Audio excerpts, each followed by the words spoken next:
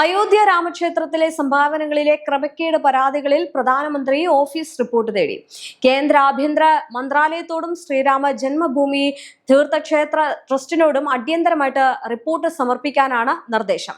ട്രസ്റ്റിലെ അഴിമതി ആരോപണങ്ങളും ഭൂമി ഇടപാടുകളിലെ ക്രമക്കേടുമാണ് വിഷയത്തിൽ പ്രധാനമന്ത്രിയുടെ അടിയന്തര ഇടപെടലിലേക്ക് നയിച്ചത്. കേന്ദ്ര ഏജൻസികൾ ആരോപണ വിധേയരിൽ നിന്ന് ഉടൻ മൊഴിയെടുത്തേക്കുമെന്നാണ് ദില്ലിയിൽ നിന്നുള്ള സൂചനകൾ. അതേസമയം അയോധ്യ രാമക്ഷേത്രത്തിലെ സംഭാവന തട്ടിപ്പിൽ CBI അന്വേഷണം ആവശ്യപ്പെട്ട് സുപ്രീം കോടതിയിൽ ഹർജിയുണ്ട്. വിഷയത്തിൽ സുപ്രീം കോടതി ഉടൻ ഇടപെടണമെന്നും FIR രജിസ്റ്റർ ചെയ്യണമെന്നും ഉത്തരവിടണമെന്നുമാണ് ഹർജിയിൽ ആവശ്യപ്പെട്ടിരിക്കുന്നത്. അഭിഭാഷകരായിട്ടുള്ള അജയ് കുമാർ റായ്, ദിനേശ് കുമാർ യാദവ് എന്നിവരാണ് ഹർജിക്കാർ. വിവാദത്തിൽ പ്രധാനമന്ത്രിയുടെ ഓഫീസ് അടിയന്തര റിപ്പോർട്ട് തേടിയതിന് പിന്നാലെ പ്രത്യേക അന്വേഷണ സംഘം പ്രാഥമിക റിപ്പോർട്ട് ഉത്തർപ്രദേശ് മുഖ്യമന്ത്രിക്ക് സമർപ്പിച്ചു. തട്ടിപ്പ് വിവരങ്ങൾ പുറത്തു വന്നതോടെ പണം എണ്ണുന്ന ചുമതലയിലുണ്ടായിരുന്ന 40ഓളം ജീവനക്കാരെ ട്രസ്റ്റ് അടിയന്തരമായിട്ട് മാറ്റി നിർത്തിയിരിക്കുകയാണ്.